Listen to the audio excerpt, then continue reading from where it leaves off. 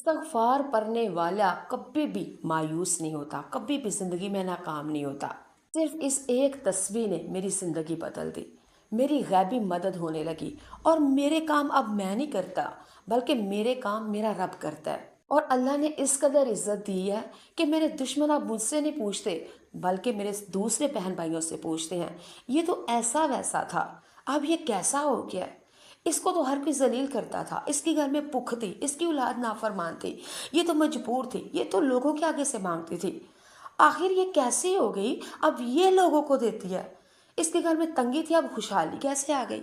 इसकी औलाद तो बेरोजगार थी, अब इतने ऊंचे ओहदे के ऊपर इतनी अच्छी जॉब मिल गई है। अच्छा, ये तो बेचारी लोगों के घरों में काम करती थी, अब इसके घर में भी कई हेल्पर हैं। आखिर क्या हुआ, कौन सा काला जादू, कौन सा करिश्मा हो गया इसके घर में। तो जी नाज़रीन सामीन, अगर आप भी ऐसा ही चाहते हैं ना मेरी तरह, आपके भी अपनी आंखों के सामने गैबी मदद अपनी देखना चाहते हैं, अपने हालातों को बदलना चाहते हैं, अपनी तंगी को परेशानी को दूर करना चाहते हैं, तो कुछ भी नहीं करना। मैं नहीं कहती ये वजीफ़ा सुबह, ये शाम, वो दोपहर, ये फ़लाँ, ये हाँ, जो मेरे नबी करीम सल्लल्लाहु अलैहि वसल्लम के सुन मसनून अज़कार है वो करें, सवाब मिलेगा इंशाल्लाह। और सुनते रसूल समझ के करिएगा, इंशाल्लाह करम होगा। लेकिन ये जो टिकटॉक पे आते हैं, यूट्यूब पे आते हैं, सोशल मीडिया पे, ये वजीफ़ा करें, ये वजीफ़ा करें, ये वजीफ़ा करें, हालांकि वीडियो बनाने वाला जो आपको बताता उसने वो कभी भी नहीं वजीफ़े किए होते। वो सिर्फ रेडीमेड वीडियो बनाने के लिए इधर से वीडियो सुनी, इधर से आपके बयान कर दी, ठीक है। जिन्होंने किया ही नहीं वो कैसे बता सकता है कि कैसे मोज़े होते हैं।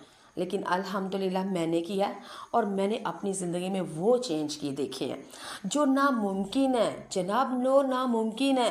और अल्लाह ने वहाँ से रास्ते निकाले हैं जहाँ से कभी सोचा भी नहीं जा सकता था, कभी वहमो गुमान में भी नहीं था। और अल्लाह ने उन हाथों से दिलवाया है जिन लोगों ने मुझसे छीना था। यानी आपके दुश्मनों से अल्लाह आपकी मदद करवाता है। इतना पावरफुल वजीफ़ा है। तो चले फिर मैं वीडियो लंबी नहीं करूँगी, आपको अपना आजमाया हुआ नुस्खा बताती हूँ। आप लोग ने रोज़ाना एक तस्बीह इस्तगफार पढ़नी है। और कैसे?